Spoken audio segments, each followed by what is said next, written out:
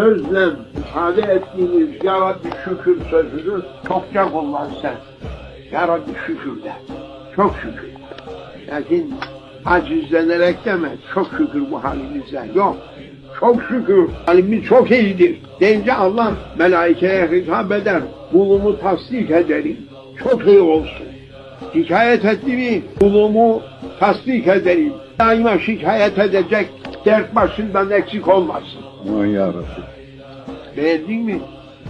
Madem kulum şikayet ediyor, şikayeti kendisine meslek edinmiş, bu kulumun derdi eksik olmasın ki her gün şikayet etsin. Sıkıntı gelirse hamd eyle, şikayet etme. Hamdolsun ya Allah.